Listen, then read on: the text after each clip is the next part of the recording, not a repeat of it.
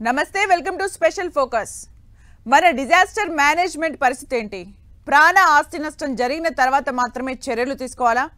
CM స్థాయి వ్యక్తులు ఇంకా వరద ప్రాంతాల్లో తిరగాల్సిన దుస్థితి ఎందుకు వచ్చింది? వెదర్ అలారమింగ్లో మనం వెనుకున్నామా? జపాన్ లాంటి దేశాలు విపత్తుల నిర్వహణ విషయంలో స్ట్రాంగ్ అండ్ అడ్వాన్స్డ్ టెక్నాలజీతో ముందుకెళ్తున్నాయి. మరి మనం ఎక్కడ వెనుకబడి ఉన్నాం? ఇంకెన్నాళ్ళు ఇలా డిజాస్టర్స్తో నష్టపోవాలి?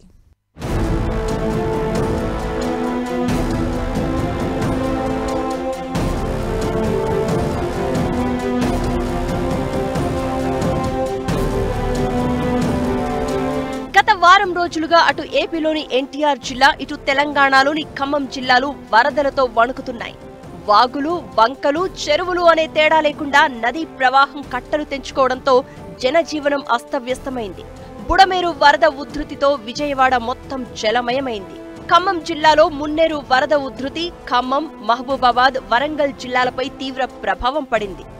ఏది చెరువో, ఏది కాలువో, ఏది నదో పోల్చుకోలేని విధంగా అంతా జలమయమైంది.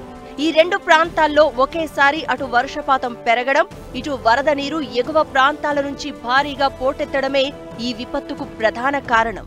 దీంతో తెలుగు రాష్ట్రాల ముఖ్యమంత్రులు క్షేత్రస్థాయిలో వరదలో దిగి పర్యటించారు.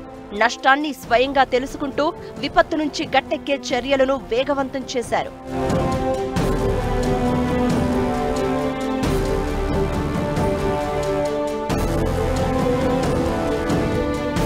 తెలుగు రాష్ట్రాలు చాలా విపత్తులనే ఎదుర్కొన్నాయి, ఇప్పుడు ఎదుర్కొంటూనే ఉన్నాయి, ఇక ముందు ఎదుర్కోవాల్సి ఉంటాయి.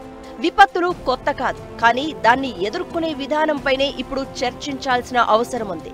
డిజాస్టర్స్ వచ్చిన సమయంలో ముందస్తు హెచ్చరిక వ్యవస్థ లేకపోవడం కారణంగానే ప్రకృతి పగబట్టిన ప్రతిసారి చేసేదేం లేక ఆస్తి, ప్రాణ నష్టం జరుగుతోంది. ప్రకృతి ప్రకోపాన్ని ముందుగా గుర్తించలేకపోవడం ఒక రకంగా వ్యవస్థీకృత లోపంగా చెప్పొచ్చు. వర్షం పడుతుందని తెలుసు, అయితే అనూహ్యంగా మారే వాతావరణ పరిస్థితుల్లో మార్పులను గుర్తించడం ఎలా? ఇలాంటి వ్యవస్థీకృత లోపాల వల్లే విపత్తు హెచ్చరికలు చేయడంలో జాప్యం జరుగుతోంది. తీరా తెలుసుకుని సన్నద్ధమయ్యేసరికి జరగాల్సిన నష్టం జరిగిపోతోంది.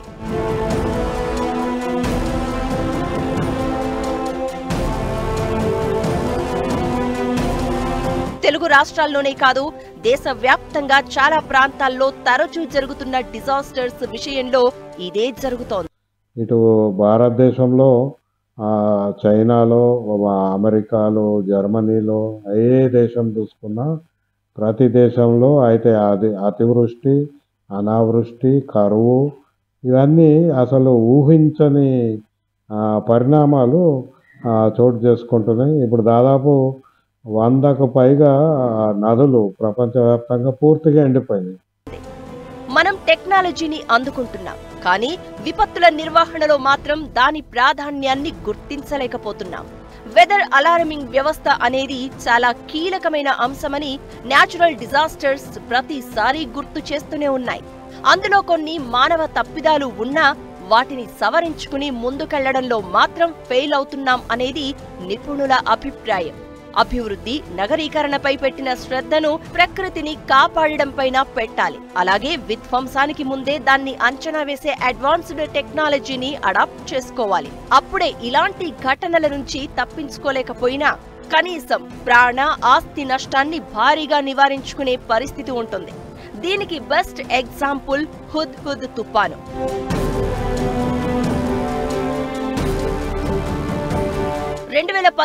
అక్టోబర్లో విశాఖ తీర ప్రాంతాన్ని వణికించిన ఈ ఉపద్రవం నుంచి ముందస్తు చర్యల వల్లే అప్పుడు బయటపడగలిగాం. ఆస్తి, ప్రాణ నష్టాన్ని చాలా వరకు తగ్గించుకోగలిగాం. తుఫాన్లు, వర్షాలు, ఎండలకు సంబంధించి అలర్ట్ చేసే వాతావరణ హెచ్చరిక వ్యవస్థ ఉంది. మరి వరదలు, భూకంపాలు, కొండ చర్యలు విరిగి పడడం, అగ్ని ప్రమాదాలు, ఇతర ప్రమాదాలు జరిగినప్పుడు పరిస్థితి ఏంటి? అనుకోని అనూహ్య పరిస్థితులను ఎదురొడ్డి నిలవడం ఎలా? దీనికి బాధ్యులెవరు?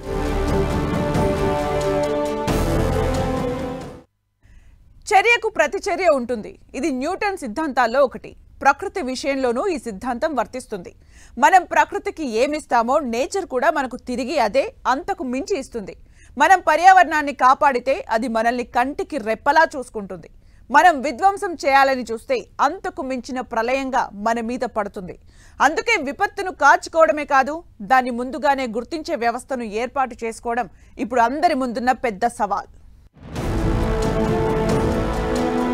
ఒక మనిషితో ఘర్షణ, ఒక సమూహంతో గొడవ, ఒక దేశంతో యుద్ధం. ఇది మనిషి తన సత్తా చూపేందుకు చేసే ఆధిపత్య పోరాటం. కానీ ప్రకృతితో యుద్ధం చెయ్యాలనుకోవడం అవివేకం. అది విజృంభిస్తే కొంతవరకే నివారించగలం, ఎదురెళ్లి నిలవలేం. అందుకే డిజాస్టర్ మేనేజ్మెంట్ అనేది ప్రభుత్వానికి అతి ముఖ్యమైన బాధ్యత. ఎఫెక్టివ్ పాలసీలు, ఐక్య కార్యాచరణతోనే వీటిని ఎదుర్కోగలం. పాలసీల రూపకల్పన ఎంత ముఖ్యమో ఆచరణ కూడా అంతే అవసరం. లేదంటే ప్రకృతి ప్రకోపం ముందు మనిషి నిస్సహాయంగా చేతులెత్తేయడం తప్ప చెయ్యగలిగిందేమీ లేదు. భూకంపాలు, సునామీలు ఇవి జపాన్లో సర్వసాధారణం. కానీ అక్కడి ప్రభుత్వం దాన్ని సమర్థవంతంగా ఎదుర్కోవడంలో విజయవంతమైంది. కారణం, ఒక వ్యవస్థను అక్కడి ప్రభుత్వం ఈ విపత్తుల నిర్వహణకు ఏర్పాటు చేయడం. డిజాస్టర్ మేనేజ్మెంట్ కు క్యాబినెట్ స్థాయిలో ఒక మంత్రి ఉంటారు. మున్సిపాలిటీ, గ్రామ స్థాయిలో ఈ విపత్తు నివారణ ప్రణాళికల్ని పక్కాగా అమలు చేస్తారు. భూకంపం, సునామీ హెచ్చరికల్ని నిరంతరం ప్రజలకు చేరవేస్తూ అలర్ట్ చేస్తారు. ఎలా అధిగమించాలో స్కూల్ నుంచి కార్యాలయాల వరకు ప్రతి ఒక్కరికి శిక్షణ ఇస్తారు. పర్యావరణానికి హాని చేసే ఎలాంటి చర్యలను అక్కడి ప్రభుత్వం ఆమోదించదు. జపాన్ చిన్న దేశం, కానీ భారత్ చాలా పెద్ద దేశం. జనాభా, విస్తీర్ణం పరంగానే కాదు, భౌగోళికంగా కూడా. అందుకే ప్రకృతి విపత్తులు తీవ్ర ప్రభావాన్ని చూపుతున్నాయి.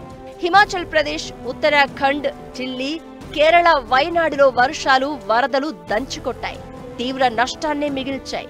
అన్ని రాష్ట్రాల్లో స్టేట్ డిజాస్టర్ రెస్పాన్స్ ఫోర్సులు ఉన్నాయి. కేంద్రంలో నేషనల్ డిజాస్టర్ రెస్పాన్స్ ఫోర్సు ఉంది. కానీ విపత్తు తర్వాత అవి రంగంలోకి దిగుతాయన్న వాదనలు వినిపిస్తున్నాయి. తగినన్ని ఆర్థిక వనరులు విపత్తుల నిర్వహణకు కేటాయించలేకపోవడం కూడా నష్టం తీవ్రత పెరగడానికి కారణం. నిర్మాణాత్మకమైన పాలసీల్లో మార్పులు తీసుకురావాలి. అడ్వాన్స్డ్ టెక్నాలజీని అడాప్ట్ చేసుకోవాలి. అప్పుడే వీటి నుంచి బయటపడగలం. మనకంటే ఎక్కువ అభివృద్ధి చెందిన దేశాల దగ్గర వాతావరణ శాస్త్రం కానీ వాతావరణ మార్పులను హెచ్చరించే వ్యవస్థ ఉంది.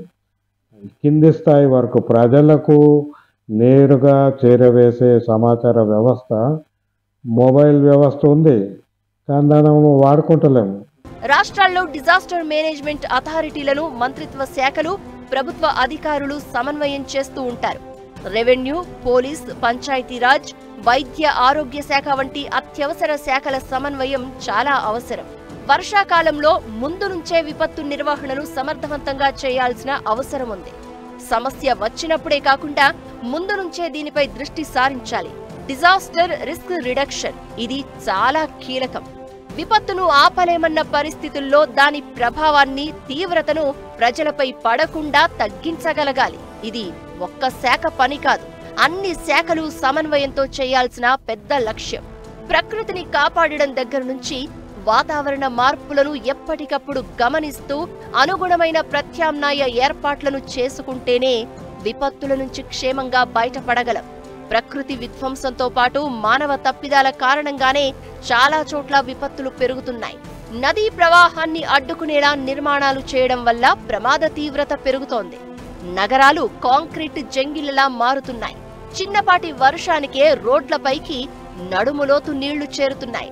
చెరువులు, నాలాలు, డ్రైనేజీ నిర్వహణ నగరాల్లో చాలా అవసరం. అక్రమ నిర్మాణాలు, భూ కబ్జాలు, చెరువుల దురాక్రమణ కారణంగా విపత్తుల సమయంలో ఆస్తి, ప్రాణ నష్టం భారీగా పెరుగుతోంది.